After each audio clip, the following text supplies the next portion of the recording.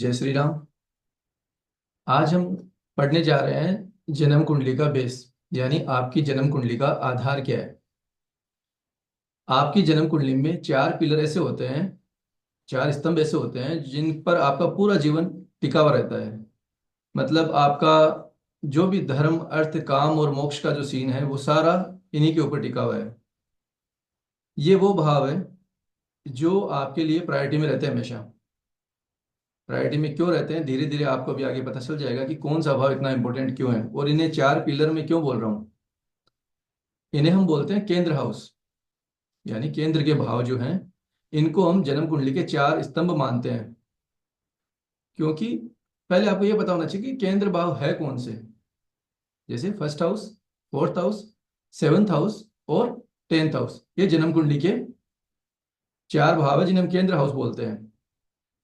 अब देखिए first house क्या है। फर्स्ट हाउस आप स्वयं हो, आपकी फिजिकल बॉडी है, आपका एपिरियंस है कि आपकी फिजिकल बॉडी, आप लुक वाइज कैसे लगोगे, आपका एपिरियंस दूसरों के सामने कैसा रहेगा, आपका ड्रेसिंग सेंस कैसा रहेगा, आपका टॉकिंग सेंस कैसा रहेगा, ये डिसाइड करता है आपका फर्स्ट हाउस। फर्स्ट हाउस में जो प्लेनेट आ जाता है, ये आपके लाइफ का पैटर्न सेट कर देता है कि इस व्यक्ति का पैटर्न किस तरीके से रहेगा। जैसे मंगल यहां पर आ जाए तो आप सभी को पता है कि मंगल अग्रेशन का कारक है, एनर्जी का कारक है। तो ये व्यक्ति आपको अग्रेसिव और एनर्जेटिक दोनों तरीके से दिखाई देगा। राहु और केतु, अगर राहु आ जाए या केतु आ जाए तो ऐसे व्यक्ति की जो पर्सनैलिटी होगी वो बिल्कुल डिफरेंट होगी। क्योंकि वो अपने कारक तत्व है आपकी पर्सनैलिटी के अंदर ले आते हैं। देखिए फर्स्ट हाउस जो है वो आपकी जन्म कुंडली का स्टार्टिंग पॉइंट है, यहीं से जन्म कुंडली स्टार्ट होती है। और जो मैं बात कर रहा हूं धर्म, अर्थ, काम और मोक्ष की, सर आप सभी से रिक्वेस्ट है कि आप कैमरा ऑन कर लीजिए। पंकज जी, मनीषा जी, आप कैमरा ऑन कर लीजिए। तो जो पहला भाव है वो त्रिकोण का भाव भी है और वो केंद्र का भाव भी है। एक तो इंपॉर्टेंट इसलिए हो जाता है। सेकंड चीज कि आपकी जन्म कुंडली की शुरुआत फर्स्ट हाउस से हो रही है और इसे ही धर्म का भाव क्यों बोला गया। हम इसे काम का भी बोल सकते थे, अर्थ का भी बोल सकते थे, मोक्ष का भी बोल सकते थे, लेकिन जो हमारे ऋषि मुनि थे, उन्होंने जो कुंडली निर्धारित की तो इन्होंने फर्स्ट हाउस को धर्म त्रिकोण में लिया। अब देखिए इसका लॉजिक क्या है कि एक इंसान की शुरुआत जो होती है वो धर्म से होती है, कि सबसे पहले वो धर्म से स्टार्ट कोई भी कार्य करता है। फिर सेकंड हाउस जो है उसको अर्थ का दिया गया है, जो आपकी सस्टेन का है, जो आपके जीवन यापन के सोर्स को दर्शाता है। तो एक आदमी अपने सस्टेनिंग के लिए फूड की आवश्यकता होती है, धन की आवश्यकता होती है, इसलिए सेकंड हाउस को अर्थ का बताया गया। थर्ड हाउस किसका है? थर्ड हाउस है काम का, आपकी डिजायर्स का। और जो फोर्थ हाउस है उसको दिया गया है मोक्ष का। मतलब सीक्वेंस देखिए, धर्म, अर्थ, काम और मोक्ष।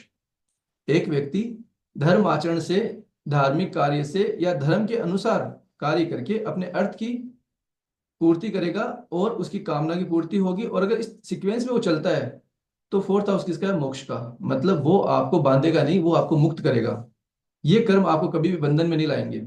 सीक्वेंस तो ये बनता है, लेकिन मेटेरियलिस्टिक लाइफ में ये सीक्वेंस कहीं ना कहीं पॉसिबल नहीं हो पाता। लेकिन उनका जो विजन था बनाने का, उनका विजन यही था, इसलिए इन्होंने फर्स्ट हाउस को धर्म का बताया गया है कि एक व्यक्ति धर्म से ही अर्थ कमाएगा। इसलिए धर्म के बाद में अर्थ आया है, नहीं कि अर्थ पहले आया है। आज की दुनिया में तो अर्थ मतलब फाइनेंस जो है वो प्रायोरिटी में है, धर्म बाद में। लेकिन जो सीक्वेंस था वो पहले धर्म का आता है, उसके बाद में अर्थ का आता है। तो हम बात कर रहे हैं यहाँ पे केंद्र हाउस की। तो केंद्र, आप सभी से एक बार मैं फिर से बोल रहा हूँ कि एक बार अपना ये वीडियो जो है विजिबल, आप अपना फेस ऑन कर लीजिए, थोड़ा सा इंटरेक्ट होने में आसानी रहेगी। अपना जो कैमरा है वो ऑन कर लीजिए, पढ़ने में आपको भी आसानी होगी, मुझे इंटरेक्ट में थोड़ा सा अच्छा लगेगा। तो केंद्र हाउस की हम जब बात कर रहे हैं कि फर्स्ट हाउस में जो प्लेनेट बैठेगा वो आपके लाइफ के पैटर्न को सेट करता है। जैसे राहु और केतु की मैं बात करूं लग्न के अंदर, कि राहु आता है तो क्या होता है और केतु जब लग्न के अंदर आता है तो क्या होता है। देखिए, केतु अगर किसी के लग्न में आता है तो ऐसा व्यक्ति खुद से संवाद करने वाला होता है, खुद से बातें करने वाला होता है, उसको दूसरे की नीड नहीं होती। वो अपने ही हाल में मस्त रहने वाला होता है, क्योंकि केतु क्या है, केतु आइसोलेशन का कारक है। और राहु क्या करेगा यहाँ पर, राहु यहाँ पर आपको इतना एक्स्ट्रा ऑर्डिनरी बनाएगा कि आप किसी भी चीज को जब एक्सप्लेन करोगे ना, तो सामने वाला ऐसा लगेगा कि पता नहीं क्या बता रहा है, क्योंकि राहु है ना वहां पे। तो वो एक्स्ट्रा ऑर्डिनरी इंटेलिजेंस बनाता है व्यक्ति को। और जब लग्न के अंदर राहु आता है तो ऐसे व्यक्ति जब ड्रेस पहनेगा तो बड़ी विचित्र सी डिफरेंट उसका ड्रेसिंग सेंस होगा, मतलब उसको कोई मतलब नहीं है कि ट्रेंड क्या है या सामने वाला क्या बोलेगा। उसको पहनना है मतलब पहनना है, डिफरेंट दिखना है, मुझे औरों से अलग दिखना है। ये जो विचार है ना, औरों से मुझे अलग दिखना है, ये Rahu in first house. Ketu क्या है कि केतु का एक ट्रेड है कि मुझे ऐसा ही चलना है, मुझे कोई फर्क नहीं पड़ता लोग मेरे बारे में क्या बोलते हैं, मैं ठीक हूँ, अकेला हूँ, बैठा हूँ आराम से, कोई दिक्कत नहीं है। ये केतु लग्न का होता है। फर्स्ट हाउस आपकी फिजिकल बॉडी हो गई। अब आते हैं हम फोर्थ हाउस के ऊपर। तो फोर्थ हाउस क्या है, फोर्थ हाउस है आपका सुकून, आपकी इमोशनल बॉडी। अब देखिए, फर्स्ट हाउस आपकी फिजिकल बॉडी और आपका फोर्थ हाउस आ गया आपकी इमोशनल बॉडी। तो ये जो फोर्थ हाउस है ये आपके लिए बहुत ज्यादा इंपॉर्टेंट हो जाता है, क्योंकि इंसान इंसान क्या है कि फिजिकल डैमेज होता है तो चल जाता है, लेकिन इमोशनल बॉडी के लिए कहीं ना कहीं इमोशनल डैमेज होने लग गया तो वो उसके लिए बहुत ज्यादा घातक साबित हो सकता है। मैं आप सभी से फिर से रिक्वेस्ट कर रहा हूँ, प्लीज अपना वीडियो ऑन कर लीजिए। आप क्लास ले रहे हो तो इसमें आप आराम से प्रेजेंट रहिए, फिजिकली मेंटली, ताकि मुझे भी अच्छा लगे इंटरेक्ट होने में। कोई चीज आप पूछो या मैं बताऊं आपको, तो वीडियो ऑन करने में कोई आपत्ति नहीं होनी चाहिए मेरे हिसाब से।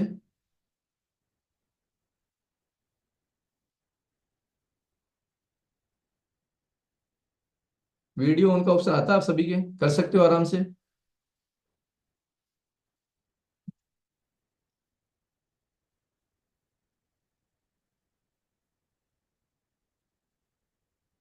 तो फोर्थ हाउस क्या है, फोर्थ हाउस आपका डोमेस्टिक एटमोसफेयर है।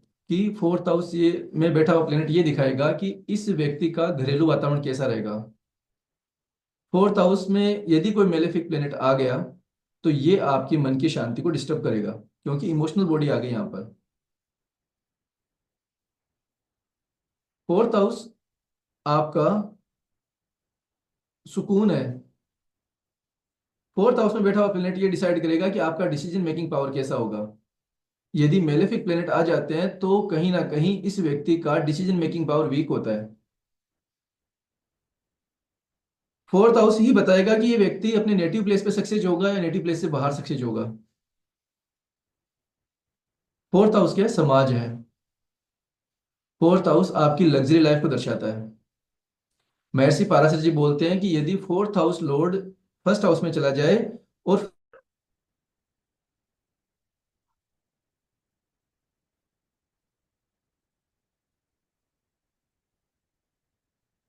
महर्षि पाराशर जी बोलते हैं कि यदि फोर्थ हाउस लॉर्ड फर्स्ट में चला जाए और फर्स्ट हाउस लॉर्ड फोर्थ में आ जाए, यानी फर्स्ट हाउस का और फोर्थ हाउस का एक्सचेंज हो जाए, तो ऐसे व्यक्ति को बहुत अच्छा मकान मिलता है, बहुत अच्छा घर मिलता है, और उसकी लाइफ जो होती है वो बहुत अच्छी रहती है। और इसके अलावा वो क्या बोलते हैं कि फोर्थ हाउस लॉर्ड यदि फोर्थ में आ जाए तो भी ये कंडीशन लागू होती है। तीसरे श्लोक में वो बोलते हैं कि यदि फोर्थ हाउस लॉर्ड केंद्र में चला जाए या त्रिकोण में आ जाए, और उस फोर्थ हाउस लॉर्ड के साथ में बेनिफिक प्लेनेट का संबंध हो जाए, शुभ ग्रह उसके साथ में बैठ जाए या उससे दृष्टि संबंध बना ले, तो ऐसे व्यक्ति की लाइफ आरामदायक होती है, वो अपनी लाइफ में बहुत आराम से जिएगा, लग्जरी लाइफ अच्छे से मिलेगी उसको। लेकिन वहीं लघु पराशरी के अंदर एक श्लोक आता है कि जब केंद्र के अंदर शुभ ग्रह बैठ जाए तो वो अपना शुभ फल नहीं दे पाते, और अशुभ ग्रह बैठ जाए तो ये अपना जो अशुभ रिजल्ट है वो खो देते हैं ना, अशुभ रिजल्ट वो नहीं देते। ऐसा लघु पराशरी का मत है। तो हम बात कर रहे थे फोर्थ हाउस की, कि फोर्थ हाउस में जब मेलेफिक प्लेनेट आता है तो ये आपको डिस्टर्ब कैसे करता है। देखिए, फोर्थ हाउस क्या है कि फोर्थ हाउस वो एरिया है जहां से आपको सुकून मिलता है, और इसके जस्ट सामने टेंथ हाउस है। टेंथ हाउस किसका, आपके ओवरऑल कर्मा का। तो 10th आपके कर्म हो गए, तो कर्म डिसाइड करेगा कि इस व्यक्ति की मानसिक शांति कैसे रहेगी। आप जब कोई गलत काम करते हो तो सबसे पहले कौन डिस्टर्ब होता है? सबसे पहले आप डिस्टर्ब होते हो, आपकी मेंटल पीस डिस्टर्ब होती है। क्यों? क्योंकि आपको पता है कि कहीं ना कहीं आपने गलत कार्य किया है। फोर्थ हाउस हैप्पीनेस है, सुकून है। जब भी आपको कोई, आपका स्टेटस राइज होता है, आपका प्रमोशन होता है, आपकी मान प्रतिष्ठा बढ़ती है, तो क्या होता है? आपको खुशी होती है। खुशी क्या है? Fourth house. तो इस प्रकार से फर्स्ट के सामने कौन आ रहा है? फर्स्ट के सामने आ रहा है सेवंथ, और फोर्थ के सामने आ रहा है 10th। ये चार पिलर आपकी लाइफ का निर्धारित करते हैं। फोर्थ हाउस में जब भी मेलेफिक प्लेनेट आता है तो ऐसा व्यक्ति अपने घर के पास में रहकर ग्रोथ नहीं कर पाता। जैसे फॉर एग्जाम्पल यदि फोर्थ हाउस के अंदर जैसे सैटर्न आ जाए, तो बोला जाता है कि ऐसे व्यक्ति जब तक अपना नेटिव प्लेस नहीं छोड़ेगा तब तक इसको ग्रोथ नहीं मिलेगी। अब ग्रोथ मिलने का मतलब क्या है कि वो अपनी लाइफ के अंदर ये नहीं सर्वाइव नहीं कर पाएगा, सर्वाइव तो करेगा, बट जो वो डिजर्व करता है वो उसको नहीं मिल पाएगा। वो कब मिलेगा? जब वो घर से दूर जाएगा या डिफरेंट कल्चर में जाएगा, तो उसका स्टेटस भी बढ़ेगा, उसकी मान प्रतिष्ठा भी बढ़ेगी। इसके लिए मैं आपको एक एग्जांपल देता हूँ कि भगवान श्री राम की कुंडली जो है वो है कैंसर असेंडेंट की, कर्क लगन का चार्ट है उनका। और लग्न के अंदर है जुपिटर और मून, और फोर्थ हाउस के अंदर है सेटर्न। हम यहाँ फोर्थ हाउस की बात कर रहे हैं, तो फोर्थ हाउस का मैं आपको एग्जांपल दे रहा हूँ। तो फोर्थ हाउस के अंदर सेटर्न आ गया, तो क्या हुआ? उनको घर छोड़ना पड़ा, वनवास जाना पड़ा, 14 वर्षों के लिए बाहर गए।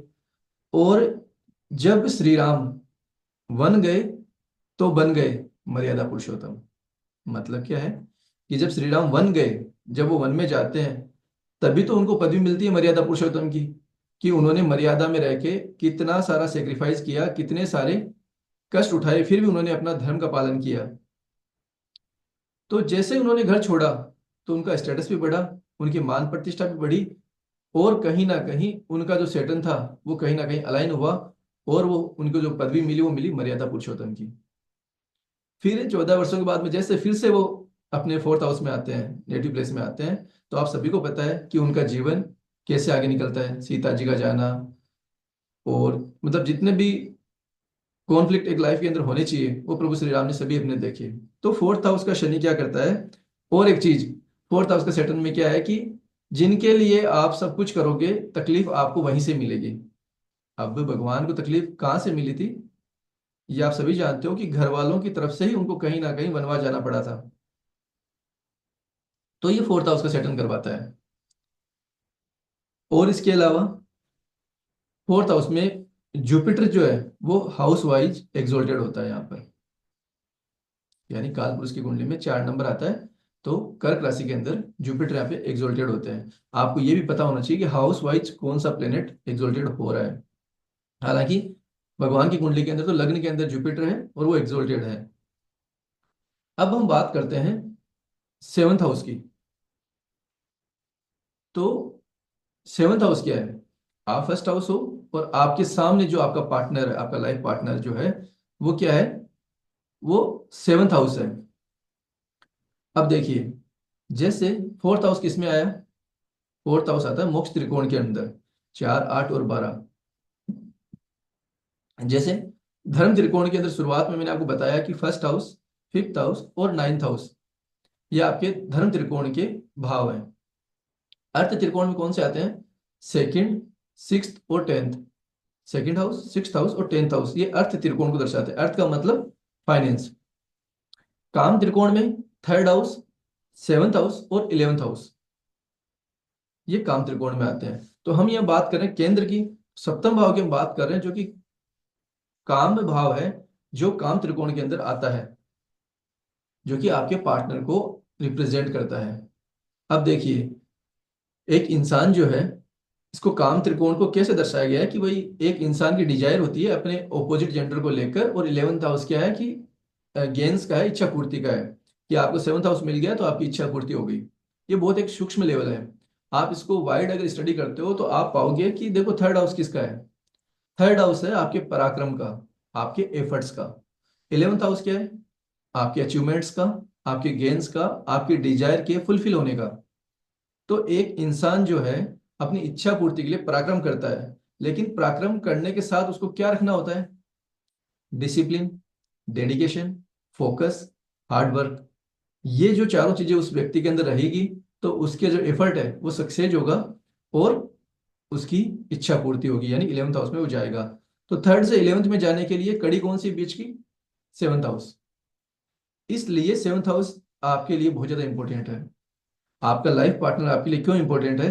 क्योंकि 10th हाउस आपका ओवरऑल कर्मा है, आपका स्टेटस है, आपकी मान प्रतिष्ठा है, सब कुछ आप 10th हाउस से देखते हो। तो 10th से 10th बनता है ये। 10th से जब भावत भावों के हिसाब से जब आप काउंट करोगे तो 10th से 10th बनेगा 7th हाउस। तो जिस व्यक्ति का 7th हाउस पीड़ित होता है तो कहीं ना कहीं उसका प्रोफेशन डिस्टर्ब होता है, और उसका जो एक पिलर है, चारों में से एक भी पिलर अगर लाइफ का कुंडली में कमजोर हुआ तो व्यक्ति कहीं ना कहीं बहुत बड़ी कमी महसूस करता है। 7th हाउस घर से दूर जाने को भी दर्शाता है, क्योंकि 4th हाउस क्या है? आपका घर। और 4th से 4th काउंट करते हो तो 7th आता है। तो जब भी 7th हाउस एक्टिव होता है तो न केवल आप ये बोलोगे कि इस व्यक्ति की मैरिज हो सकता है कि वो घर से दूर जा सकता है, हो सकता है कि वो लोगों के सामने अपने आप को प्रेजेंट करे, हो सकता है कि वो कई कुछ नया बिजनेस स्टार्ट कर दे, क्योंकि 7th हाउस बिजनेस है। जब भी आप किसी की कुंडली में बिजनेस स्टडी करो तो 7th हाउस को स्टडी करो, जॉब स्टडी करो तो 6th को करो, प्रोफेशन जब भी आप देखो ना तो आपको 10th, 6th और सेकंड तीनों स्टडी करने हैं। क्योंकि सेकंड क्या है? इनकम, कि वो अपनी धन अर्जित कहाँ से करेगा। 6th हाउस क्या है? जॉब। 7th हाउस क्या है? बिजनेस। और 10th हाउस है आपके ओवरऑल कर्मा। तो 7th हाउस आपके काम त्रिकोण का भाव है, और ये वो कड़ी है जो आपकी इच्छाओं की पूर्ति करने वाला भाव है। इसके बिना कहीं ना कहीं, इसीलिए शनि ग्रह जो है 7th हाउस में एग्जॉल्टेड होते हैं, उच्च के होते हैं, जो काफी ठंडे ग्रह हैं। यहाँ पर सप्तम भाव में, सप्तम भाव जो है काफी ठंडा ग्रह है, यहाँ पर गर्म प्लेनेट, हॉट प्लेनेट जो है जैसे मंगल, केतु, इनका आना अच्छा नहीं होता, क्योंकि जब भी ये यहाँ पर आते हैं तो ये क्या करते हैं, जो आपकी रिलेशनशिप है उसको कहीं ना कहीं ये डिस्टर्ब करते हैं। इसलिए यहाँ पर शनि ग्रह एग्जॉल्टेड माने गए, क्योंकि शनि क्या है कि रिस्पॉन्सिबिलिटी के कारक है। और एक मैरिज के अंदर, एक रिलेशनशिप के अंदर क्या होता है? सबसे बड़ी जिम्मेदारी होती है, डिसिप्लिन होता है। तो ये शनि के कारक है, इसीलिए शनि को यहाँ पर उच्च का माना गया है। सेवा भाव भी है। तो जब आप बिना स्वार्थ के किसी की सेवा करते हो, बिना स्वार्थ के आप समर्पित करते हो एक दूसरे को, तो वो क्या है? वो सप्तम भाव है आपका। तो फर्स्ट हाउस आप स्वयं हो गए, और सप्तम भाव हो गया आपके सामने जो व्यक्ति बैठा है वो। ठीक है। 4th हाउस हो गया आपकी खुशी, आपका घरेलू वातावरण, आपकी मदर, डोमेस्टिक लाइफ, आपकी लग्जरी कंफर्ट, ये सारा 4th हाउस है। आपका सुकून जो है 4th हाउस है। तो जब भी आप 4th हाउस एक्टिव होता हुआ देखोगे तो आप पाओगे कि या तो वो व्यक्ति कुछ ना कुछ प्रॉपर्टी परचेज करेगा, या फिर वो कहीं ना कहीं कोई व्हीकल लेकर आएगा, या फिर जब भी आप में से कई लोग ऐसे होंगे जो वास्तु करते होंगे, तो आप जब किसी क्लाइंट का वास्तु करो तो जब भी आप उसकी पत्रिका देखो तो आप देखना कि वो वास्तु तभी करा पाएगा जब उसका 4th हाउस एक्टिव होगा।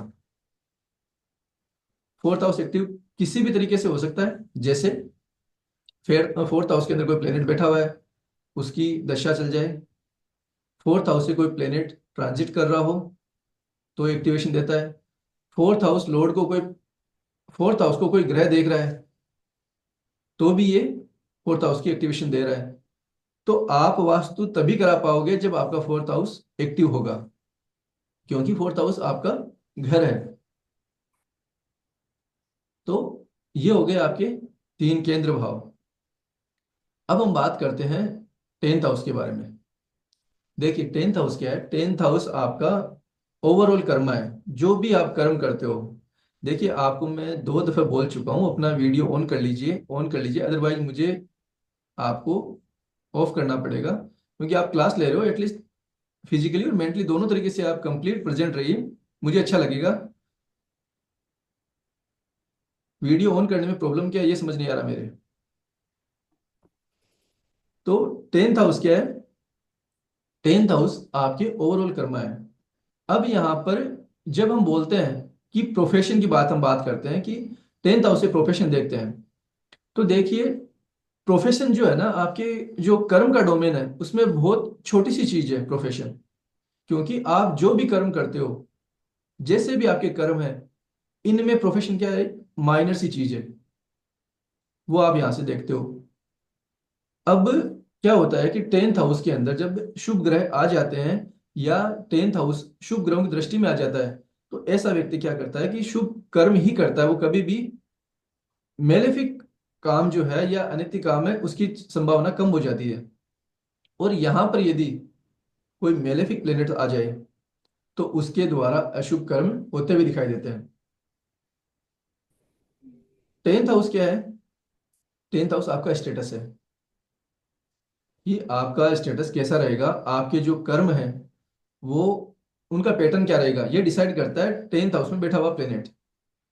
जैसे जुपिटर यहाँ पर आ जाए, तो ऐसा व्यक्ति, इसके हाथों से कभी भी गलत कार्य होने के चांसेस बहुत कम हो जाते हैं। ये संत टाइप के कर्म करता हुआ दिखाई देगा आपको। इसलिए 10th हाउस में जो जुपिटर होता है, वो हाउस वाइज डेबिलिटेड होता है। ये यहाँ पर क्या अच्छा कर सकता है? ये यहाँ पर लोगों को एडवाइस दे सकता है, टीचिंग करवा सकता है, लोगों को पढ़ा सकता है, ज्ञान दे सकता है, एडवाइजरी का काम कर सकता है, बैंकिंग का काम कर सकता है। लेकिन मैनेजमेंट ये नहीं कर पाएगा, लीडरशिप ये नहीं कर पाएगा।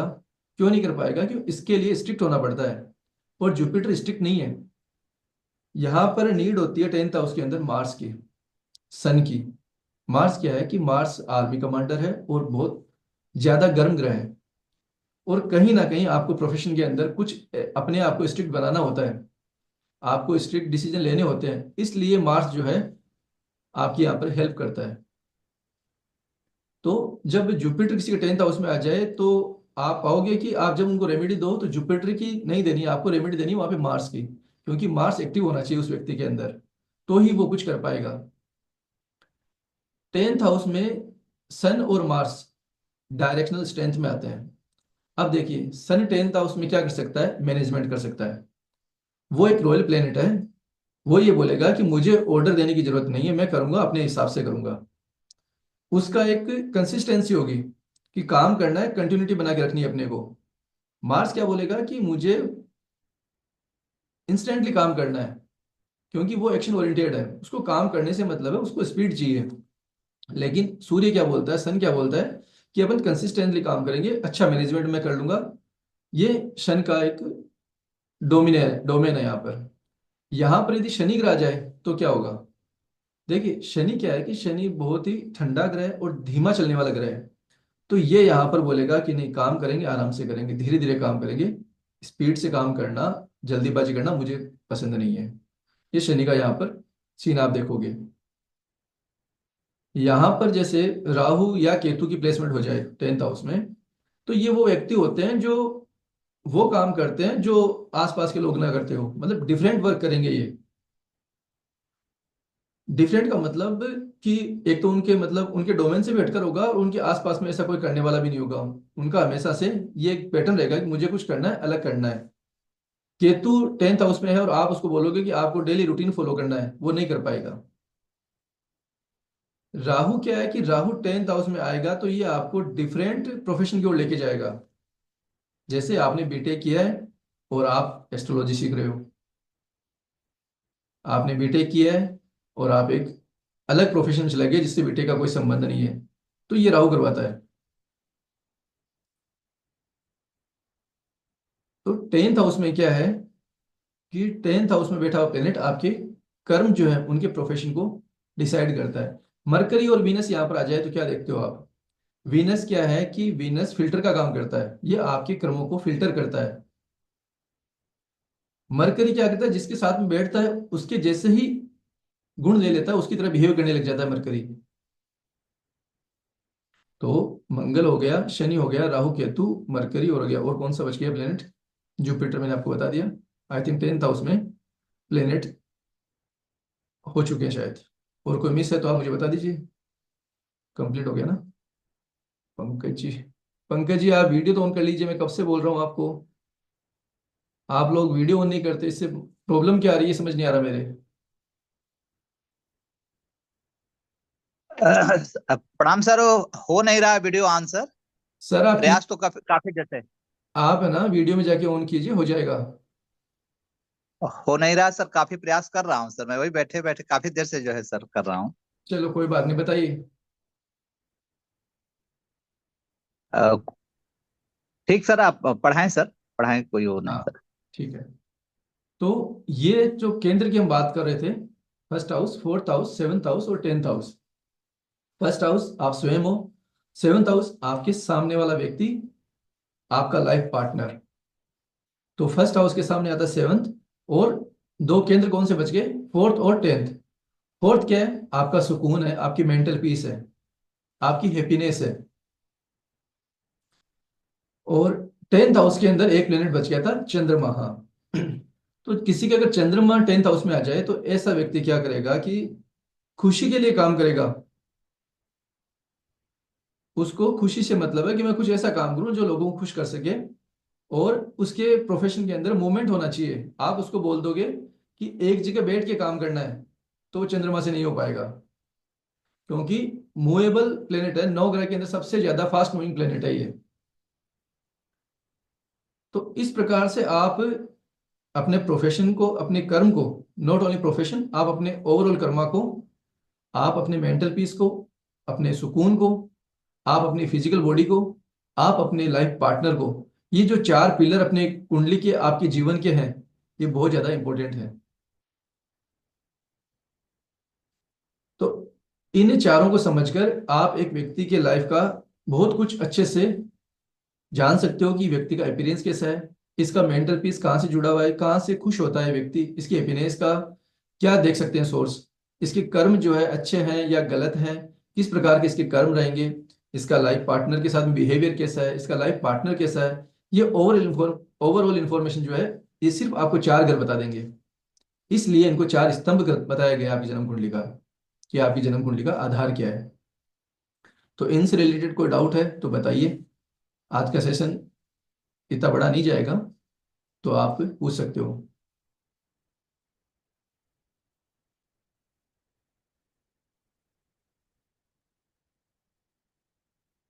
आई थिंक डाउट तो नहीं होना चाहिए, क्योंकि मैंने ऐसे कुछ डिफरेंट कोई चीज़ नहीं बताई, कॉमन सी चीज़ बताई आज। फिर भी रहता है तो आप पूछ सकते हो। मुकेश जी, अश्लेषा जी, आकांक्षा जी, आप में से जो भी क्लियर है आपकी, चलो very good.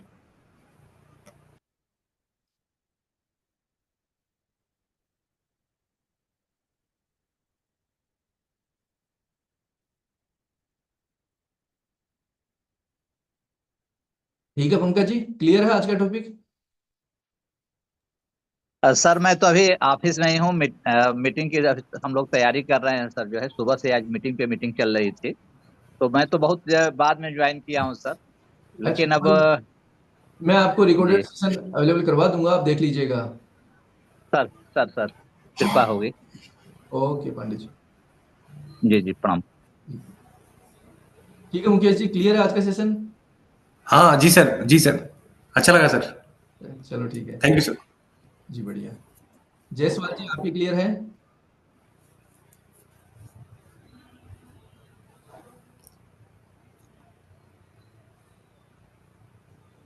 Akanksha ji, I think clear. Clear है सर।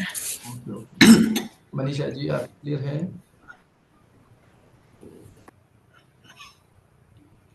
ओके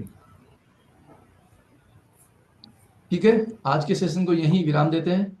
नेक्स्ट सेशन में और अच्छा टॉपिक लेके आएंगे। त्रिकोण को या त्रिसड़ाया को, पर्णफर को, उपचा भाव को, बहुत सारे हैं जो कुंडली का एक आपको मोटा मोटी रोल बताते हैं कि कुंडली के अंदर ये भाव इंपॉर्टेंट क्यों है। ठीक है, नेक्स्ट टाइम फिर मिलेंगे, तब तक के लिए जय श्री राम, शुभ रात्रि। जी सर, थैंक यू सर। जी जी प्रणाम प्रणाम।